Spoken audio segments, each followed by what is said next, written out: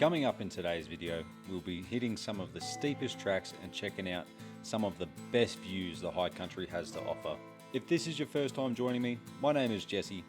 Usually I am accompanied by my dog Freya, but she has to sit this one out.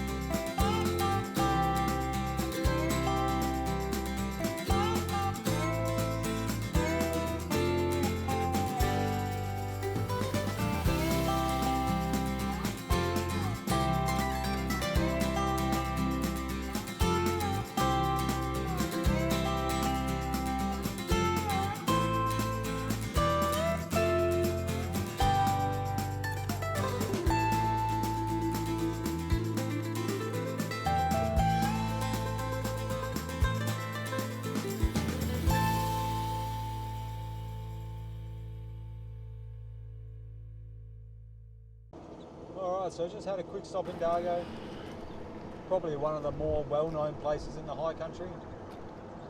Last night I stayed just outside of Dargo. I'm not going to say where because I'm still not 100% sure whether it was private property or not. I didn't go through any gates or fences to get to it, but you know, there's farmland on either side of where I was camping, so it's more than likely private.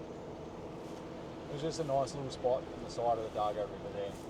So I packed up this morning, went on into Dargo, got some fuel. Now we're heading out to Harrison's Cut. I'm gonna go check that out. And hopefully these clouds clear away. If you know anything about the high country, you probably know where I'm gonna be heading from Dargo. These clouds hang around, it might not be so great. So hopefully they'll clear away and we'll have some wicked views later on. So this here is Harrison's Cutting, and from what I can understand reading up on it, is this is a 50-metre section that they cut into the land to divert the water and essentially like dry up a larger section of a river. So that river would go all the way around this bend here, and so they cut this in the late 1800s to divert the water from coming down here so they could actually mine it for gold. That's my understanding anyway.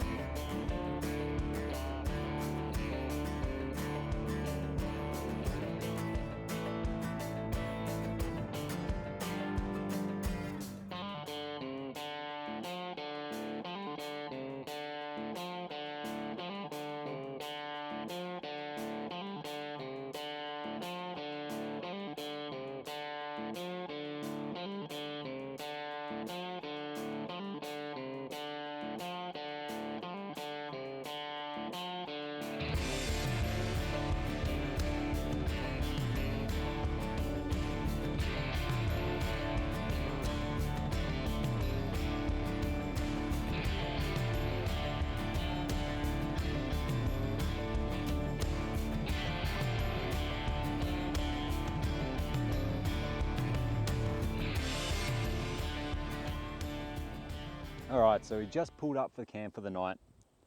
I decided not to do Blue Rag today because by the time I went up to Blue Rag, turned around and came back down to here where I wanted to camp tonight, it would have been pushing the time pretty late. And I got a few other things planned for tonight, so I thought I'd just get here nice and early. This, I reckon, is probably my favourite place in all of the high country. Now, I camped here once before. God, it'd be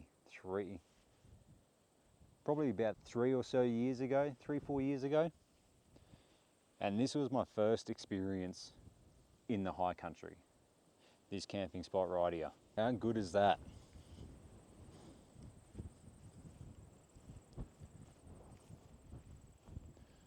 You're right on this pretty much cliff edge,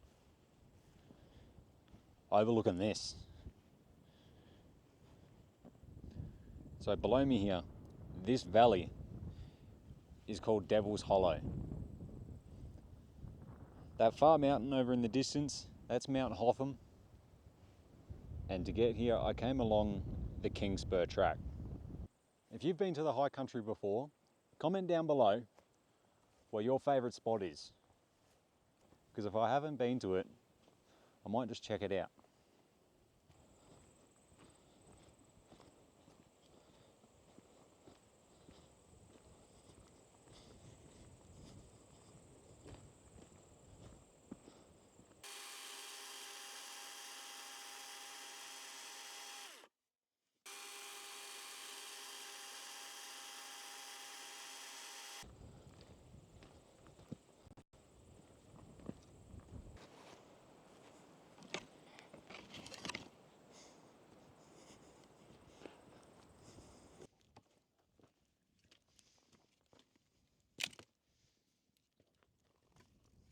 Right, so this is what I've been waiting to have a fire for.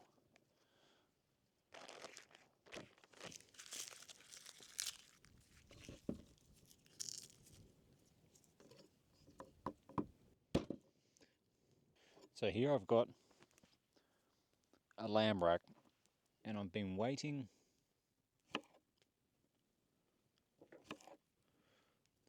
for a fire to cook it because I honestly don't really have any other way to be able to cook this. So we've finally got a fire.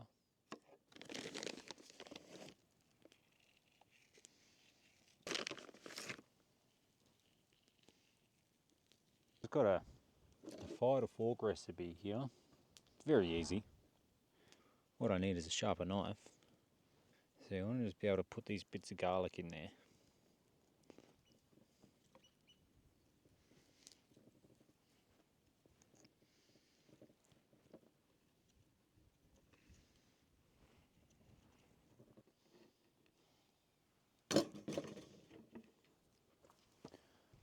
I've got some nice fresh rosemary.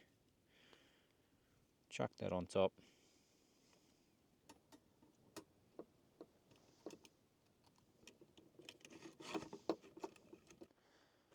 Just like that. In this grill. Put that somewhere near the fire.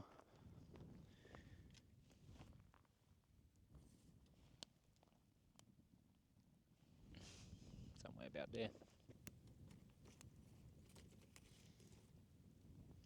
So we'll just leave that sit next to the fire there for probably about an hour, hour and a half.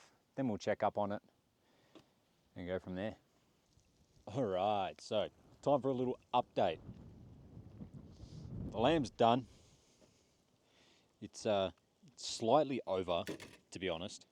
It's pretty much a medium well. I was aiming for medium rare, but we went a few degrees over, so she'll be right. I've also cut up some potatoes and some broccoli, so they're just cooking in there. I've mistimed it a little bit. The potatoes still need a little bit more to go, and the lamb's done, so that's a bit of a bugger. But oh well, what do you do? Take a look at this. How good is this? There's no one else around. I haven't seen anyone since I pulled up. I've seen a couple people on the High Plains Road, but that's a main road through here really, so you expect to see someone.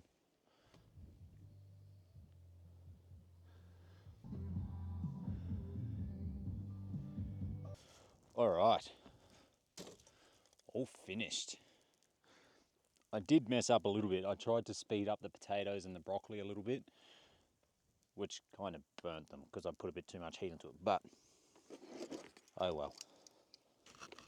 It's got like a crackle on there.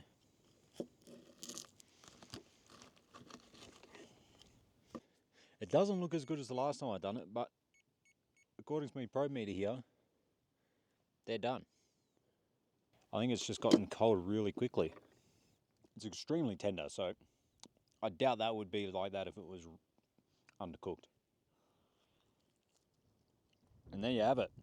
Bit of broccoli and potato, lamb rack, one hell of a view, and a bit of a fire to keep me nice and warm because it's getting pretty cold tonight. I'm going to put the camera down here. I'll see you guys. Oh, maybe not tomorrow. Might be the next day. We'll see.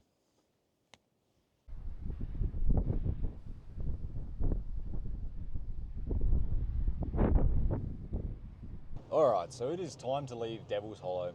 What an absolute cracker of a spot. I've picked a good day to leave because it is currently blowing a gale out there.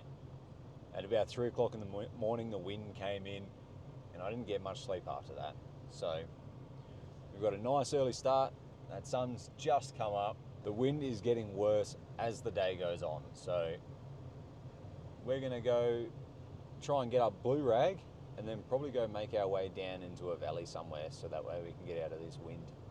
Sadly, the wind means I can't drone today. Otherwise, it will probably get blown away. All right, start of Blue Rag. Someone rolled over on this track probably a month ago now. I don't know how or where. But yeah, someone had a bit of an accident. This is way more chopped out than when I last came up here 4 years ago. You can see it's a bit cold up here this morning. There's ice in these puddles. Definitely a good morning to jump in the car and have the heater on. The good thing about being out here so early and on a Sunday where most people are probably already going home is that when you get to these sort of sections, we got to climb up this, which doesn't look very steep on camera, but it is definitely starting to get steep. We don't really have to worry about anyone coming the other way. The chances of someone coming the opposite way to me at this time of the morning on a normal Sunday is very, very slim. And I like that because these tracks aren't wide and I have a very wide car, so trying to squeeze over to let someone else pass isn't easy. And that's the scariest part about these tracks for me, is coming across another car going the other way. You're gonna need a dip on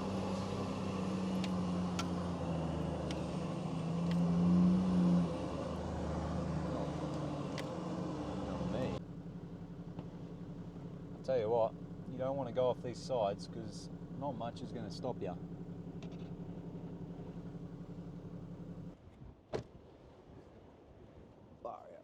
Whoa. All right, we have made it. Blue Rag, Trig Point. Whoa. Up here, we are 1,700 meters above sea level and it is bloody windy. It's going to blow me off this thing. Jesus. But it gives you some absolutely stunning views. 360 degrees of just mountains.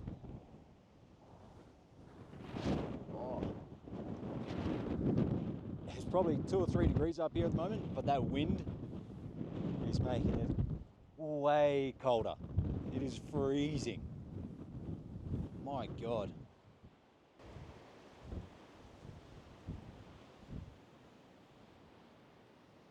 Well, I'm not going to stay up here long because it's too cold and I've got no reason to be up here apart from just coming for a look.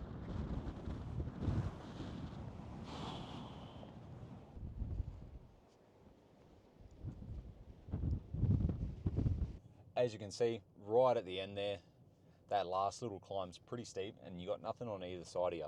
So definitely don't be coming up here with highway pressures in your tyres, because that's just rock, and if you start spinning, that's when it gets scary. So you want to be nice and slow, keep all your grip as you're coming up that.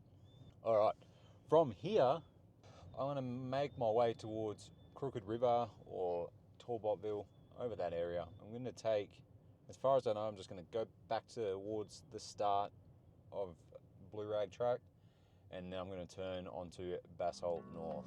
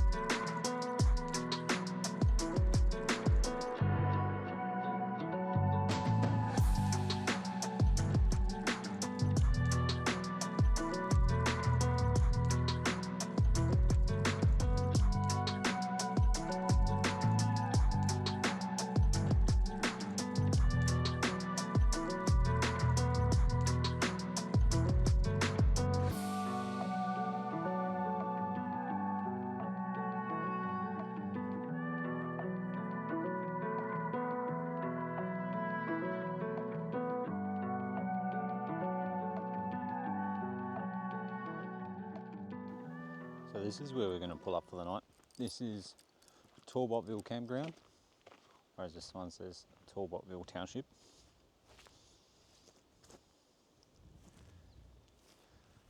Nice big open grassed area.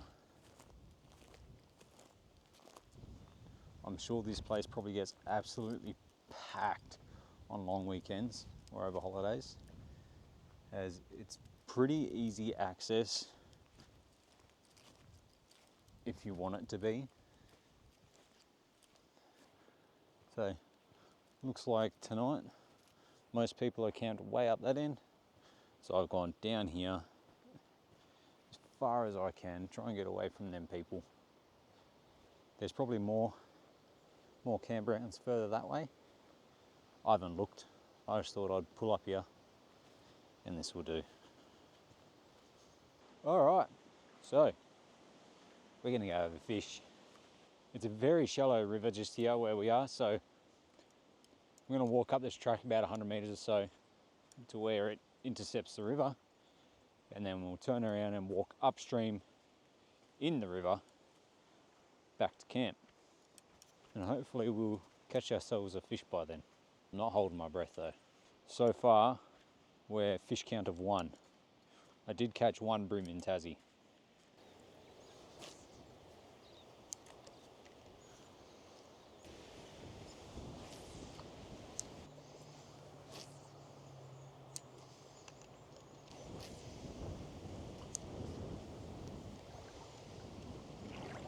Alright, so we're probably about, I don't know, 30 metres up from where I started. No fish yet. But there's a funny looking stick here. Ooh, it's moving at me. Oh, now it's gone.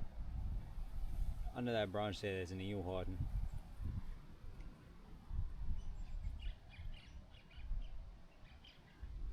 That's his tail right there. If I knew what to do with an eel, I'd probably try and catch him, but no, I'll pass. Ah well, no luck on the fish. Just seen that 1 eel, but maybe I'll try again later. See what happens. Well, bit of an early one tonight, but I do have a fair bit of editing to catch up on, so I'm just going to edit until the laptop goes flat and then probably go to bed.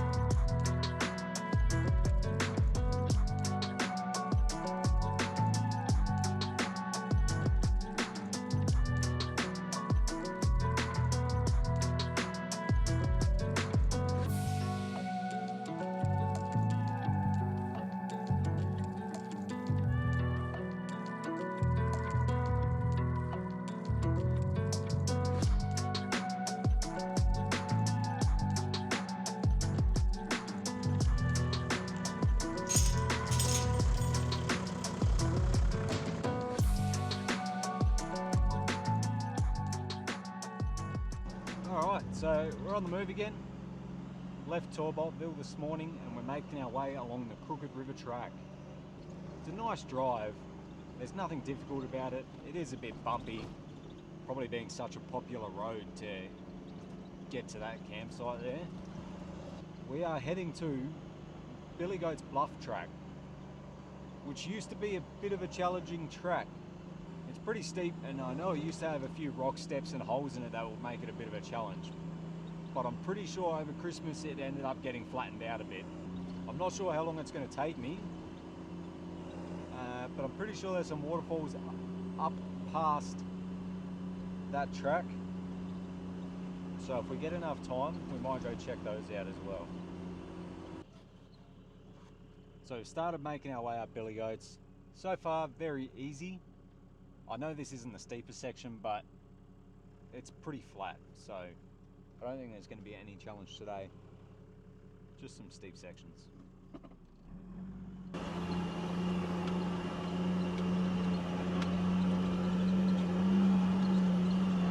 Alright, so we've made it to the top of the first peak. We're heading all the way up there. It's bone dry up here. This is very dusty, which kind of sucks.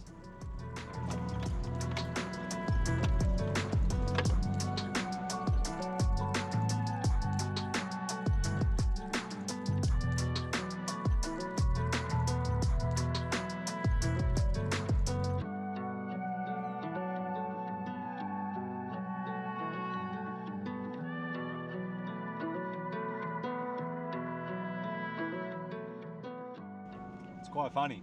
We went up Billy Goats on that side and it was completely dry, dusty as anything. And you come down this side and it's all muddy. So we're still on the Billy Goats track, I guess. But the hard part is done. I'd say now we're just cruising along this track in the woods here until we get to kind of a main road, I guess.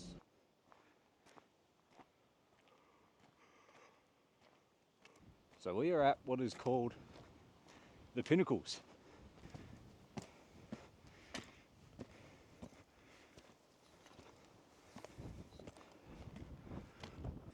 So this morning, past those green fields down there, way down in that valley is where we started.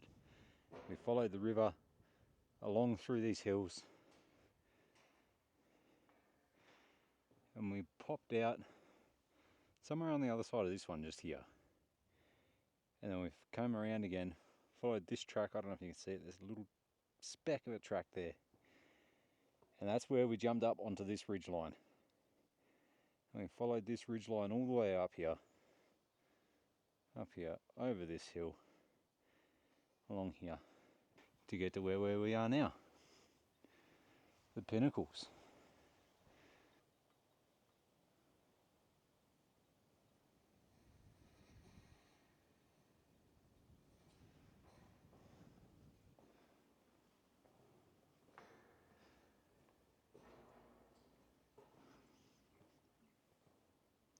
I'm now on Maruka Road, I think it's called.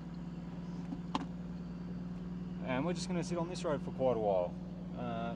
Kind of just fast track our way through the country a little bit. And see how long that really takes us. Google Maps says it'll be like an hour, but you can't trust Google Maps in the high country because usually it's like 3 times that. Yeah, we'll see how it goes.